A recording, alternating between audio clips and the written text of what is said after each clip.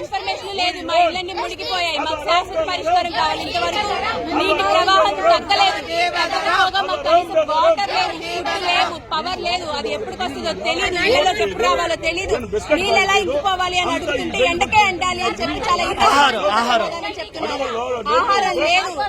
పిల్లలతో ఉన్నాము. చాలా ప్రాపర్టీ లాస్ అయింది. మాకు కాంపెన్సేషన్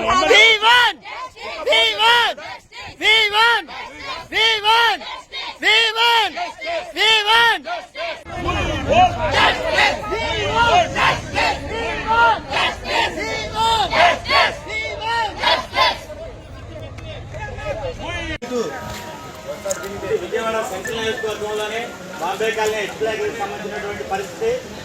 గత ఆదివారం మొదలైనటువంటి వాటర్ ఫ్లో ఇది. ఈరోజు శుక్రవారం వచ్చిందంటే కనీసం 6 రోజులు అయినప్పటికీ కూడా ఇది కరెక్ట్గా ఎక్స్ప్లాగ్ బాంబే కాలనీకి మధ్యలో ఉన్నటువంటి సెంటర్ ఇది.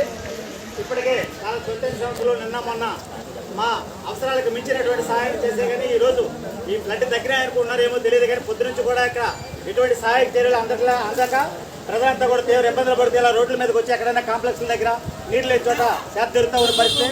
ఈరోజు ఆకలితో అలమటిస్తున్న పరిస్థితి నిజంగా ఏదైనా ఉందంటే 6వ రోజు తర్వాత ఈరోజు ఉంది. పోయిన ఆదివారం ఉదయం 11 గంటలకు మొదలైన ఫ్లడ్ 6 రోజులైనా సరే ఇదే పరిస్థితి ఉన్నది.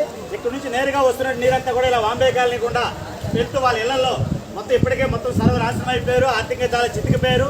కట్టు బట్టలు తప్ప వాళ్ళకి ఏమీ లేవు. తినడానికి కానీ వండుకోవడానికి కానీ ఎటువంటి పాత్రలు కానీ ఏమి మిగిలినట్టు పరిస్థితి. అయినప్పటికీ కూడా ఈ రోజుకి ప్రభుత్వం నుంచి కానీ స్వచ్ఛంద సేవా సంస్థల నుంచి కానీ ఎటువంటి సహాయం అందనట్టు పరిస్థితి దీనంగా ఎదురు చూస్తూ ఉన్నారు. ప్రభుత్వ సహాయం కోసం, స్వచ్ఛంద సేవా సంస్థల సహాయం కోసం. దయచేసి ఈ వీడియోని మీకు ఎవరికైనా అందినట్టయితే దీన్ని ప్రభుత్వానికి చేరేలాగా, ప్రతిపక్ష పార్టీలకు చేరేలాగా, అలాగే స్వచ్ఛంద సేవా సంస్థలకు చేరేలాగా ఫార్వర్డ్ చేయవలసిందిగా ఈ రాజీవ్ గృహకల్ప ఎక్స్ప్లాగ్ ప్రెసిడెంట్గా ఆర్ఎస్ నాయుడు నేను విజ్ఞప్తి చేస్తా ఉన్నాను. ఇప్పటికైనా ఈ యొక్క నీటి పారుదలని అదుపు చేసి ప్రజల్ని ఒడ్డుపడే మార్గం చూడాలని చెప్పి కోరుతా ఉన్నాను.